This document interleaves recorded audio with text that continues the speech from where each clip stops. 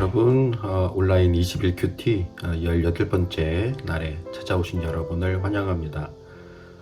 이 시간을 허락하신 하나님께 먼저 감사드리고요. 오늘 주신 말씀 위에 먼저 기도하겠습니다. 좋으신 하나님, 오늘도 우리에게 귀한 말씀 허락해 주셔서 감사합니다. 이 말씀을 통해서 우리에게 알려주시는 하나님의 마음을 우리 모두가 품게 하시고, 그리고 또 이 묵상을 통해서 하나님께 조금 더 가까이 다가가는 그런 계기가 되고 그런 시간이 될 수 있도록 우리 사랑하는 모든 친구들과 또 이 큐티 영상을 맞이하는 많은 이들에게 하나님 함께 해주세요. 감사드리며 예수님의 이름으로 기도합니다. 아멘. 자, 이제 성경을 읽어봐야겠죠.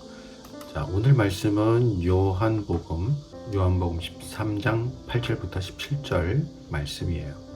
요한복음 13장 8절부터 17절까지 말씀 우리 같이 한 목소리로 읽을게요. 베드로가 이르되 내 발을 절대로 씻지 못하시리이다. 예수께서 대답하시되 내가 너를 씻어주지 아니하면 네가 나와 상관이 없느니라. 시몬 베드로가 이르되 주여 내 발뿐 아니라 손과 머리도 씻어 주옵소서. 예수께서 이르시되 이미 목욕한 자는 발밖에 씻을 필요가 없느니라. 온 몸이 깨끗하니라. 너희가 깨끗하나 다는 아니니라 하시니 이는 자기를 팔 자가 누구인지 아심이라. 그러므로 다는 깨끗하지 아니하다 하시니라. 그들이 발을 씻은 후에 옷을 입으시고 다시 앉아 그들에게 이르시되 내가 너희에게 행한 것을 너희가 아느냐? 너희가 나를 선생이라 또는 주라 하니 너희 말이 옳도다. 내가 그러하다. 내가 주와 또는 선생이 되어 너희 발을 씻었으니 너희도 서로 발을 씻어주는 것이 옳으니라. 내가 너희에게 행한 것 같이 너희도 행하게 하려 하여 본을 보였노라. 내가 진실로 진실로 너희에게 이르노니 종이 주인보다 크지 못하고 보냄을 받은 자가 보낸 자보다 크지 못하나니 너희가 이것을 알고 행하면 복이 있으리라. 아멘. 자, 지금부터는 동영상을 잠깐 멈춰놓고 두 번 읽을 거예요. 자, 시작하세요. 다 읽은 다음에는 다시 동영상을 켜주세요.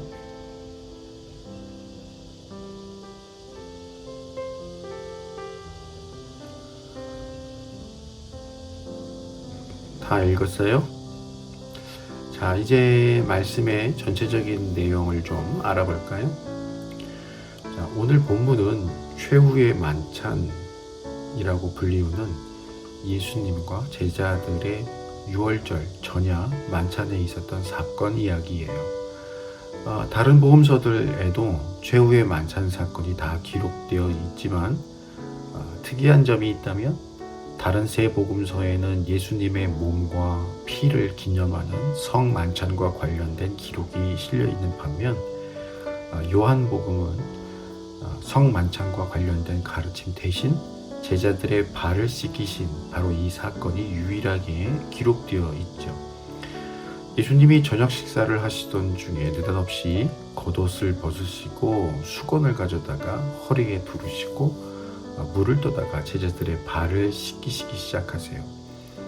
지난 17일차에서도 목사님이 이야기했고 가나의 혼인잔치를 기록한 본문을 묵상할 때도 이야기를 했지만 메마른 땅에 샌들을 신고 다니는 당시 유대 사회 상황에서 발은 늘 가장 더러워지는 곳이 될 수밖에 없었어요. 그런데 집에서 나갔다가 들어올 때 정결법에 의해서 발을 늘 씻어야 했던 유대인들로서는 더러워진 발을 씻는 일을 늘 종들이나 노예들에게 시키고는 했죠. 그래서 예수님이 본문에서 하신 겉옷을 벗고 수건을 허리에 둘러서 일할 준비를 하는 것은 흔히 주인이 취하는 행동이 아니라 주인을 섬기기 위한 종들이 취하던 그런 준비 동작이었어요. 이것은 주님이시자 선생님이신 예수님이 스스로 종의 자세까지 낮아지신 것을 의미합니다. 앞서 이야기했듯이 다른 복음서들은 성만찬의 의미를 설명해 주시는 장면이 등장하는데, 예수님의 인류를 향한 희생을 예고하시고 나서 그 희생의 상징인 예수님의 살과 피를 떡과 포도주를 나눔으로써 기념하도록 예수님이 지시하시거든요. 그런 와중에 또 제자들은 누가 더 큰지, 누구의 업적이 더 대단한지 싸우느라 정신이 없었어요. 그러자 예수님께서 친히 주인의 자리에서 종의 자리로 스스로를 낮추셔서 제자들의 발을 씻기신 것이에요. 하나님 나라에서는 이와 같이 자신을 남들보다 낮추고 남을 섬길 줄 아는 자가 더 크다라고 하는 것을 알려주시기 위함이죠. 그러던 와중에 베드로는 예수님께 자기 발을 절대 씻기실 수 없다고 이야기합니다. 이럴 때 튀는 행동을 하지 않으면 또 베드로가 아니죠. 지긋지긋해요. 그러자 예수님은 내가 너를 씻어주지 않으면 너는 나와 아무런 상관이 없다라고 말씀하세요. 베드로는 왜 이렇게 행동했으며 예수님이 또 하신 말씀의 의미는 무엇일까요? 베드로는 노예들이나 하는 행동을 주님 대신 예수님께서 하셔서는 안 된다는 이야기를 한 거예요. 목사님이 농담으로 베드로가 또 튀려고 한다고 지긋지긋하다고 이렇게 이야기했지만, 베드로는 예수님이 하셔서는 안 될 행동이라며 막아선 것이죠. 사실 거기에 나쁜 의도가 있었던 것은 아닙니다. 그러나 나쁜 의도가 아니었다고 해서 그의 행동이 옳다고 말할 수는 없어요.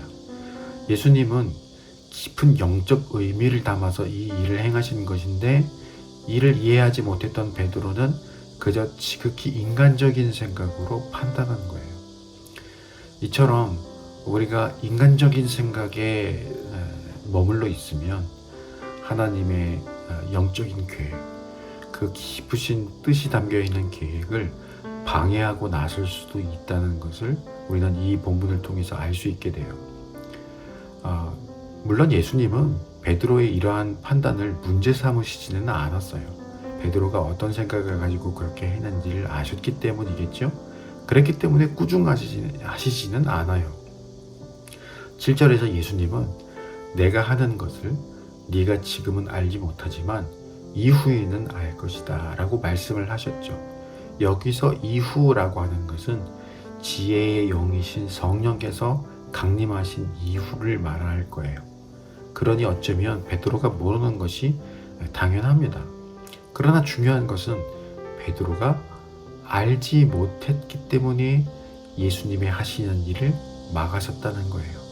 그래서 예수님을 아는 것이 중요하다라고, 지혜의 영이신 성령의 도우심이 늘 절대적으로 필요하다라고 여러분들께 강조해서 늘 이야기하고 있는 거예요. 예수님께서 제자들의 발을 씻기시는 것은 첫째로는 섬김의 모범을 보이시며 섬기는 자가 하나님 나라에서는 크다라고 하는 진리를 보여주시기 위함이고, 둘째로는 예수님의 섬기심의 절정인 십자가를 통해서 부정한 발을 씻겨서 깨끗하게 하시듯 예수님의 흘리신 피가 모든 인류의 죄를 씻어주시고 깨끗하게 하시고 거룩하게 하신다라고 하는 것을 의미하고 있어요. 그러니 예수님의 씻어주심을 거부한다면 죄의 용서를 거부하는 것이기 때문에 거룩하신 예수님과는 아무런 상관이 없는 것이 맞습니다. 예수님을 통하지 않고서는 누구도 거룩함을 회복할 수 없거든요. 그러자 우리의 주책바가지 베드로는 그런 발뿐만 아니라 손과 머리도 씻어달라고 요구해요.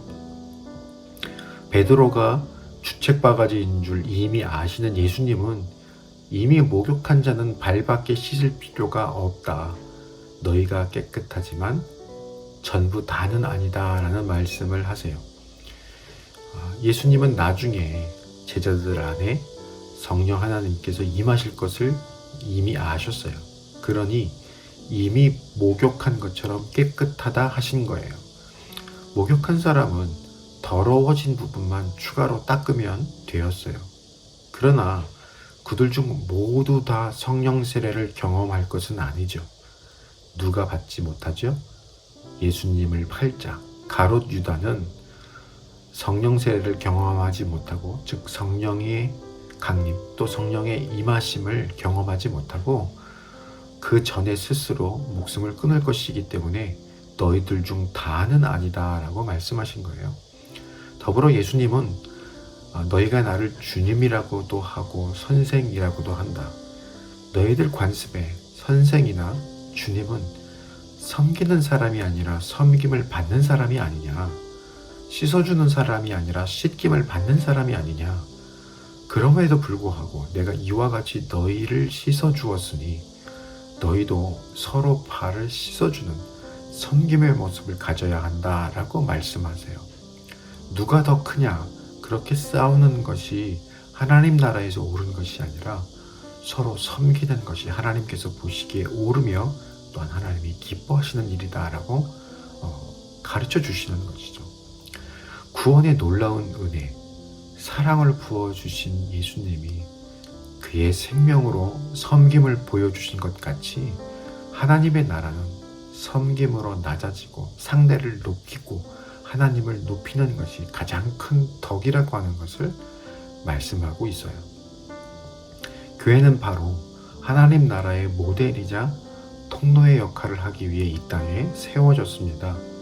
그러니 교회 안에서 서로를 향해 섬기는 것이야말로 교회가 교회다워지고 가장 성경적인 교회를 만드는 핵심이라고 할 수 있어요. 여러분들의 선생님들이 여러분들을 가르치고 여러분들을 대하고 연락하고 이야기를 나누는 그 모든 것이 또한 섬기는 모습이거든요. 그러나 이것은 갑자기 만들어지는 것이 아니에요. 우리에게는 참으로 찾아보기 힘든 것 중에 하나가 낮아지는 것이고 섬기는 것이에요. 우리들의 본능은 자기 자신을 높이고 잘난 척하고 자기가 가지고 있는 것을 자랑하는 것이거든요. 그렇기 때문에 훈련되어져야 해요. 그렇지 않으면 낮아지는 것도 섬기는 것도 힘든 것이 현실이에요. 교회는 바로 하나님 나라의 백성으로 살아가기 위해 쌓여야 할 덕목들을 배우고 가르치고 훈련하는 장이기도 하죠. 목사님은 우리 사랑하는 여러분 모두가 섬길 줄 아는 사람, 하나님 나라를 위해 희생할 줄 아는 사람이 되기를 바라요. 그래서 정말로 하나님이 기뻐하시는 사람, 하나님께서 사랑하셔서 하나님 나라를 위해서 사용하시는 그런 사람이 되기를 바라요. 그래야 하나님을 알지 못하는 한 영혼이 여러분들 까닭에 주님 앞으로 돌아올 수 있기 때문이에요.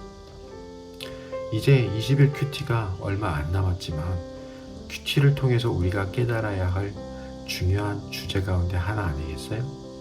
오늘 이렇게 하나님의 말씀을 함께 나눠봤는데요. 오늘 이 시간 여러분 하나님 앞에서 어떤 다짐을 하기를 원하십니까? 어떤 결단을 하기를 원하나요? 여러분들의 큐티 책에 한번 꼭 적어보세요. 자, 오늘은 여기까지고요. 우리 마지막으로 다짐을 위한 기도를 해야겠지요? 함께 기도할게요. 사랑과 은혜 하나님, 정말 감사합니다.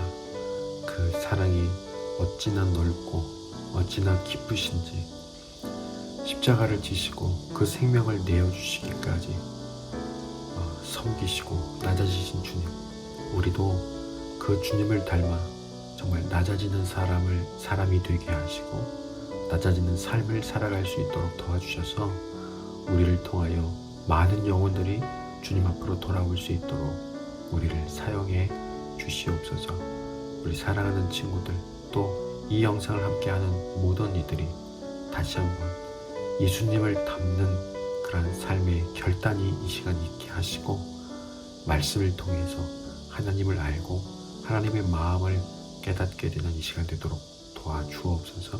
예수님 이름으로 기도합니다. 아멘. 고맙습니다. 수고하셨습니다. 내일 또 만날게요.